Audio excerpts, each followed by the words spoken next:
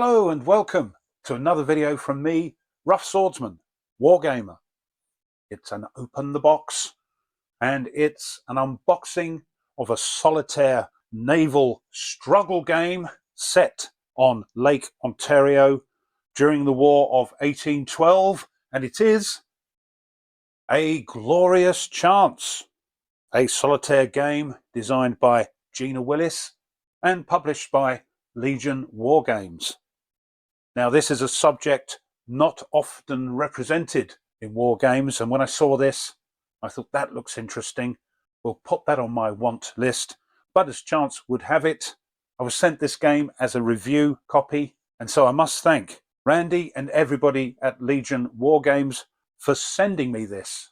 And I'm quite excited to give it a go. So, what's all this about? What a glorious chance to have cut him off and become at once masters of the lakes and all their naval force at one blow. Captain Arthur Sinclair, United States Navy, 4th of July, 1813. It's the critical summer of 1813 on Lake Ontario, and a naval arms race is heating up. There can only be one victor, and victory is up to you. The War of 1812 on the Great Lakes spanned 3 years, but it was only in the summer of 1813 that the rival squadrons were evenly matched, and both sides' commanders were thirsting for a decisive battle. Lose Lake Ontario as the Americans, and the British have a potential invasion route into the west flank of the United States. Lose Lake Ontario as the British, and all your forts, ports, and settlements west of the St. Lawrence River wither on the vine in this roadless frontier region. A Glorious Chance is a realistic solitaire war game that places you in the role of US Navy Commodore Isaac Chauncey or Royal Navy Commodore James Lucas Yeo for a full summer campaign. Control of the lake is represented by victory points, which are won by patrolling contested waters, destroying or capturing enemy ships, raiding enemy coastal facilities, and supporting your army in land battles. In each turn, you decide where to send your ships and what missions to give them. You decide where to patrol and when to seek battle, when to run monthly supply convoys and how to protect them, and how to balance your naval priorities with the Army's frequent needs for transportation and support. Your opponent is an artificial intelligence naval squadron whose strategic objectives and battle tactics react dynamically to changing conditions and to your moves.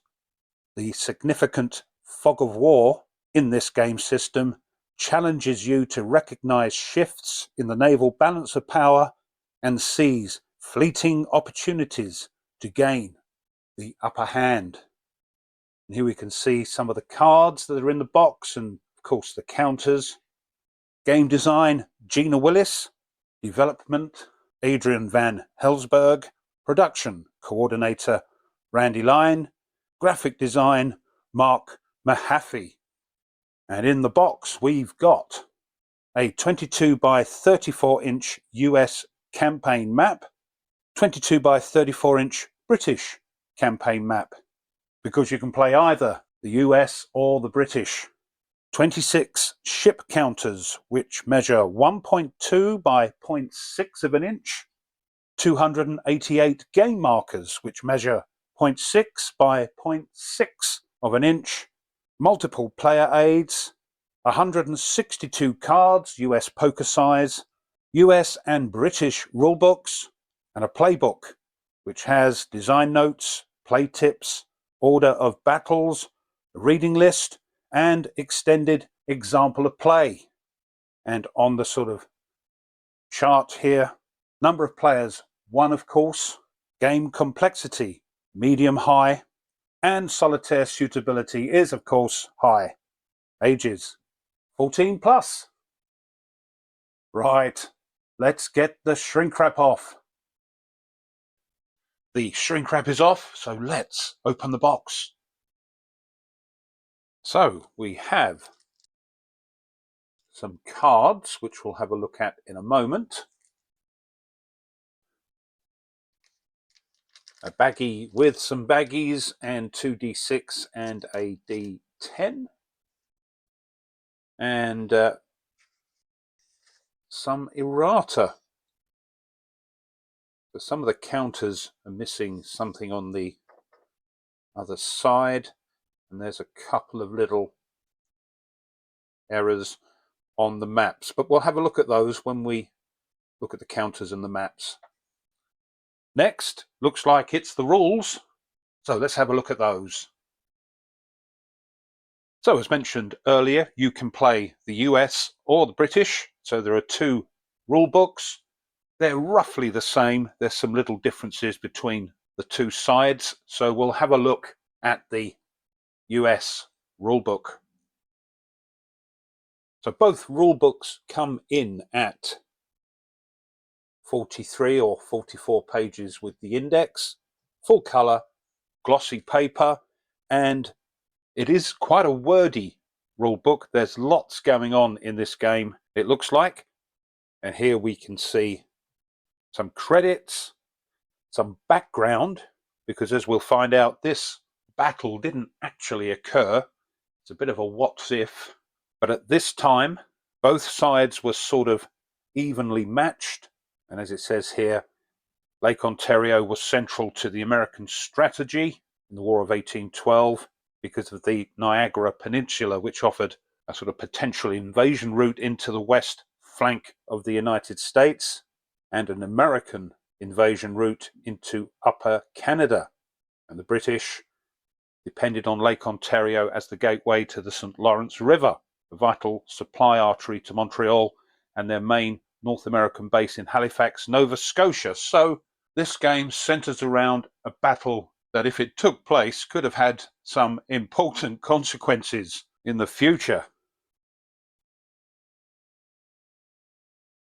So we've got a table of contents, rule structure, game scale, the inventory, a bit about the maps.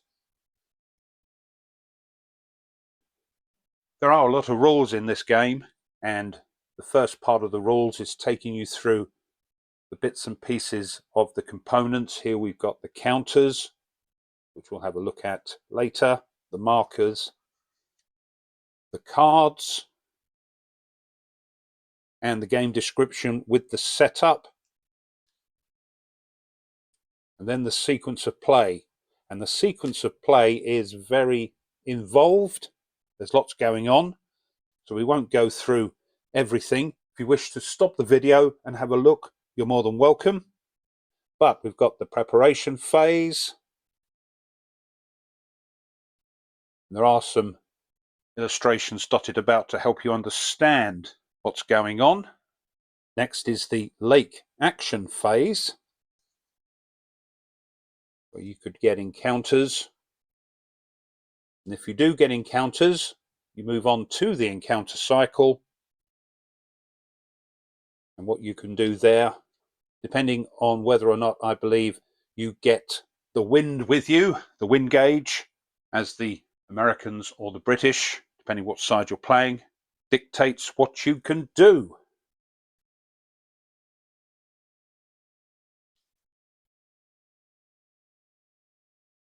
Lake combat occurs as well during this phase. Then we have the enemy operations phase. Whoever you're playing, once you've completed your encounters, the enemy, whoever that might be, has their operations phase. See what sort of missions they're doing. Then we've got the breakout attacks. Then there's a coastal action phase. So any forces with coastal missions, because when you place your ships, your forces, you decide what mission you're going to be doing.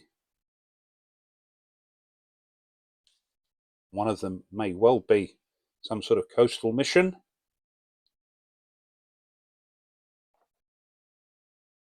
It's all about that. tally and reset phase. And you have these little helpful notes dotted about the rule book to highlight something important. So as you can see, the sequence of play is quite involved.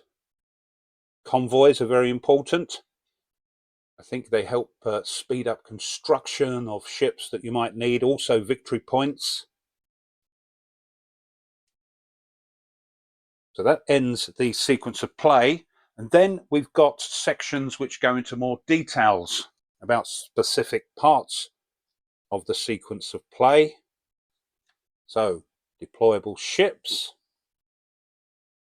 ship damage and repair, how that works. British ship upgrades, because the British ships can upgrade from an A type to a B type, and B types were fitted with longer guns. But when there is an encounter, the Americans, due to their not so good intelligence, didn't know whether or not that British ship was upgraded, and sometimes ends in a bit of a shock for the Americans. Naval construction and the different types of missions.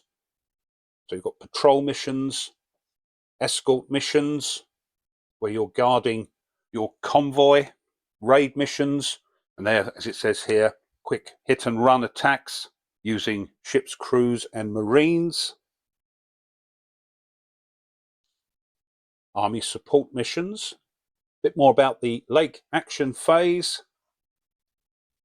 and more detail on the encounter cycle. So you can see quite a lot going on in this game. And there are a lot of decisions to make as well.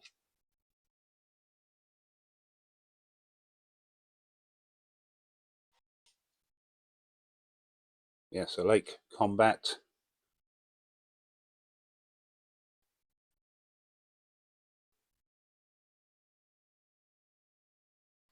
Lots on combat, gunnery round, lake combat table die roll modifiers.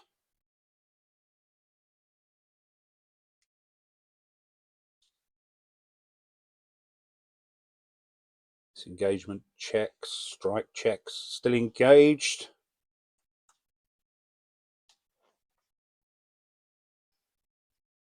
So lots going on with the combat. Looking very interesting. Reaction segment. How that all works. Attacks on convoys and the convoy encounters. Harbour encounters, land battles. And finishing off with how the blockades work. I believe you can blockade your enemy's ports to stop their ships coming out and doing stuff. There we are, on the back, a little index. As I said, quite an involved set of rules. And as I said, the British rules have a very similar format. There we are, them's the rules. Next up, a 20-page playbook. As you can see here, we've got orders of battle, players' notes, designer notes, optional and advanced rules, some developers' notes, extended examples of play, and a learning scenario, the Burlington races, and then some sources and suggested reading. So let's have a look in here. So here are the orders of battle of the ships on Lake Ontario. Players' notes if you're playing the British, some hints and tips.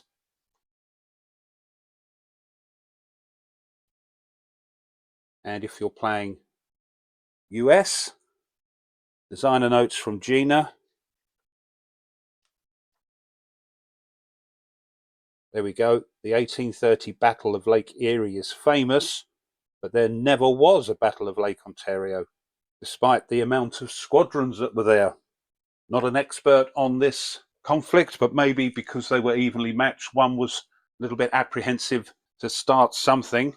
But this game is an effort to discover how such actions might have occurred. And I quite enjoy games like that. So some good designer notes. optional advanced rules if you wish. Developer notes. Extended examples of play coming up, one for the US. You can work your way through that. And one if you're playing the British.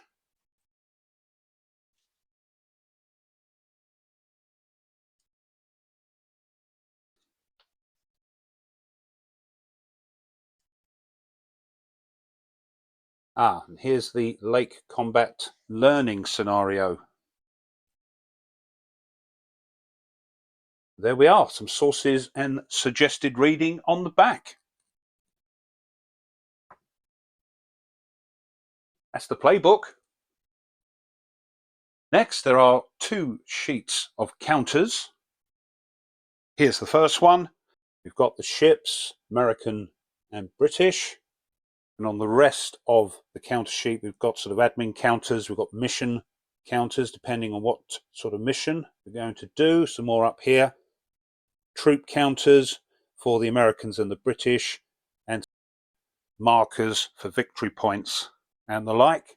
Last step markers for damaged ships, I think, captured, and game turn markers and the like.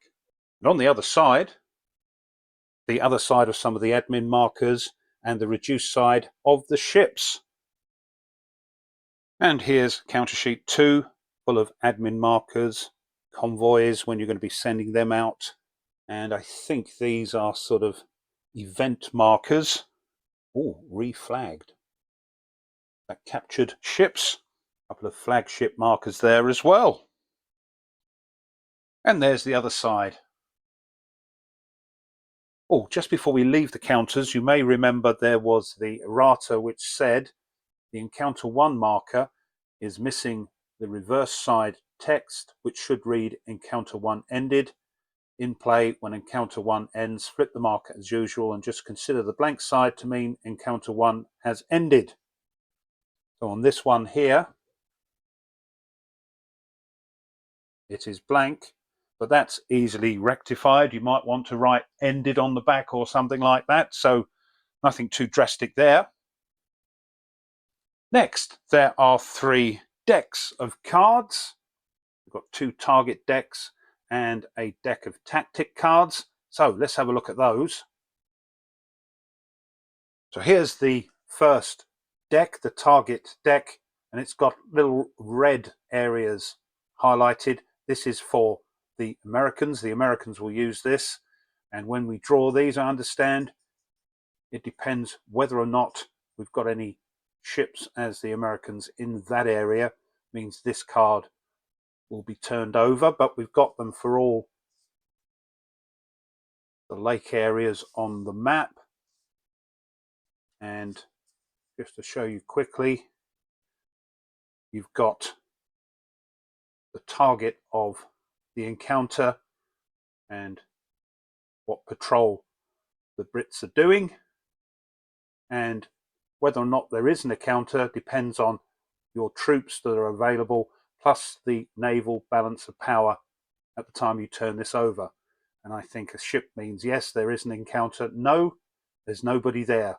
So we've got plenty of those with all the different missions.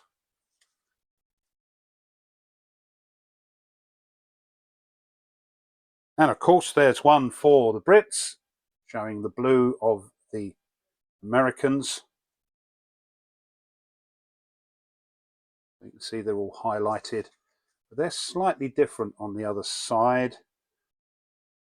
The target, of course, of that card and what the Americans are doing. And I'm not sure what this means, but again, troops available. This might mean strength points or something, but we'll find out. So there's lots of those, all different and varied.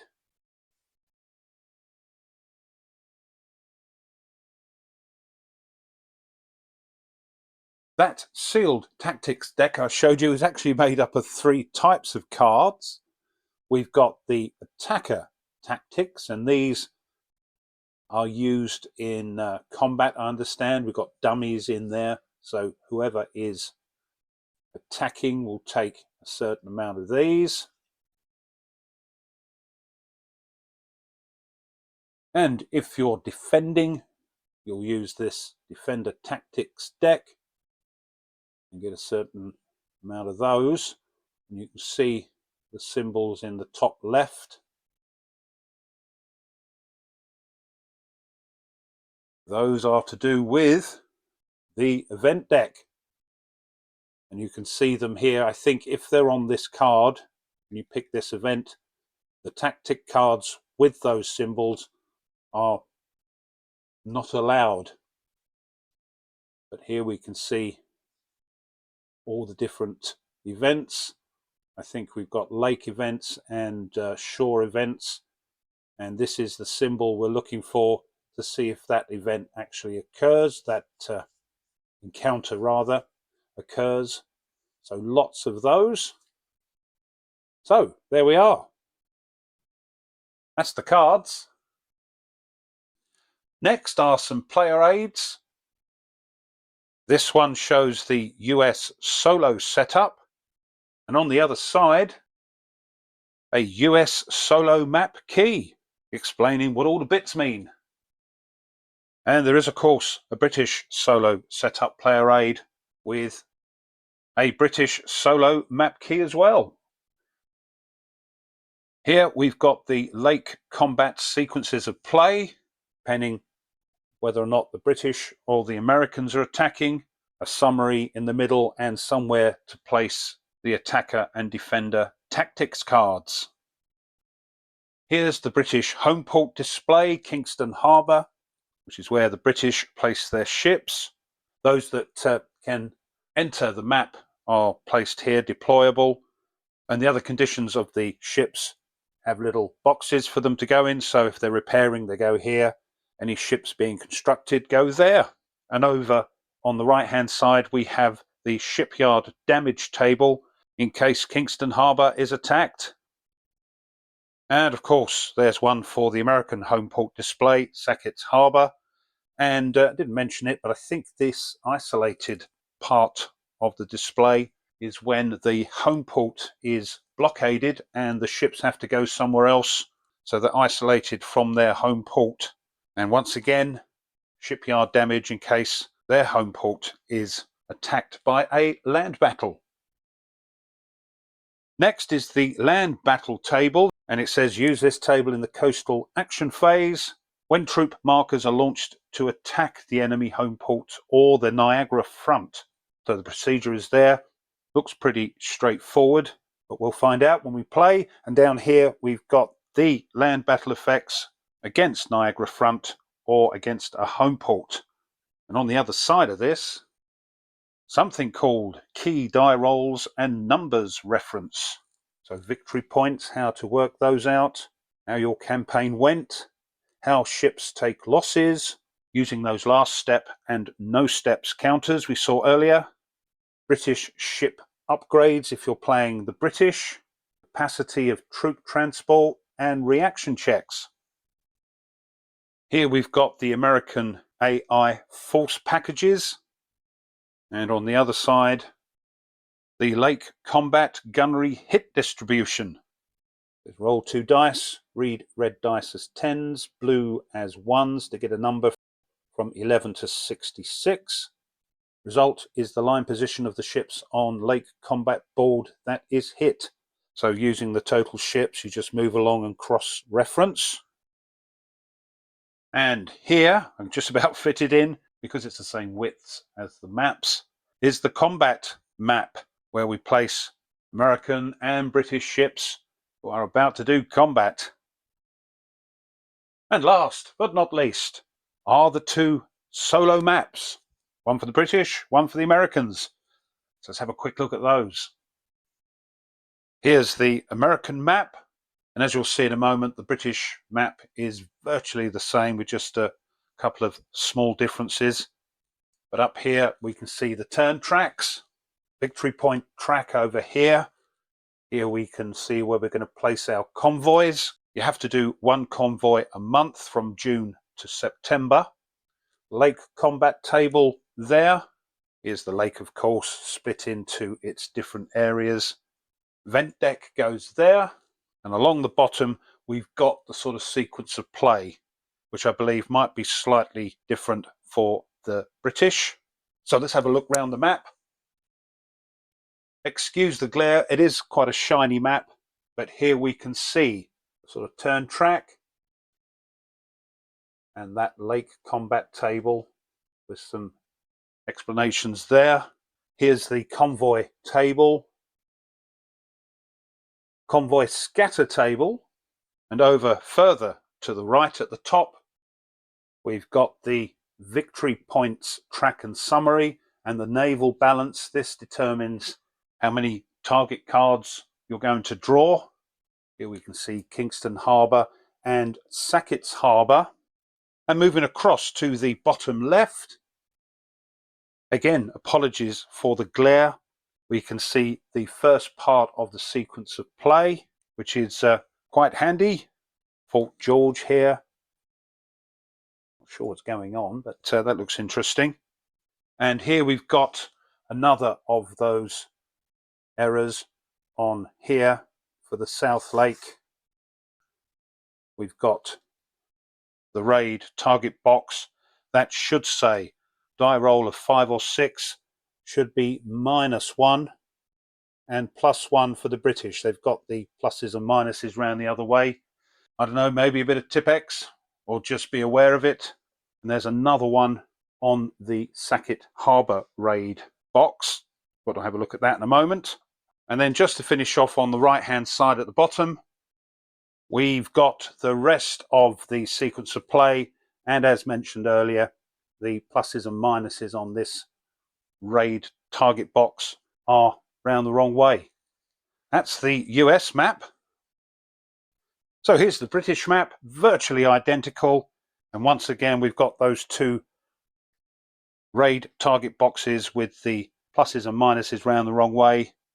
And the only other difference I can see is here it says schedule British convoys for each month. But a nice looking map with plenty of useful information on it. And again, the sequence of play along the bottom for the British. And that's it. That's everything in the box. So this has been an Open the Box, an unboxing of a solitaire naval game set in the War of 1812. A Glorious Chance, the naval struggle for Lake Ontario in the War of 1812, designed by Gina Willis and published by Legion Wargames.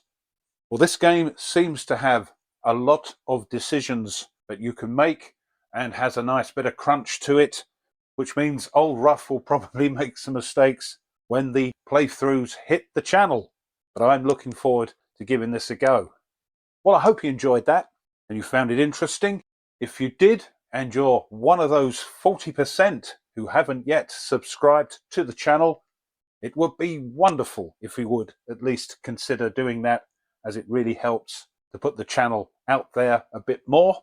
Also, if you could push the like button, the big thumbs up underneath the video, that helps the algorithm as well. And if you want to be informed of other content the channel uploads, then push the bell. But make sure you push all notifications, otherwise YouTube may well forget to let you know. As always, I encourage you to leave a comment. What do you think? Have you played this game? Let me know your thoughts, because, as I keep saying, I love to read them. Thanks as always to my subscribers. Thank you so much. And as always, quickly before I go, if you wish to support the channel a little bit further, you can. You can buy the channel a coffee, and there's a link for that in the description.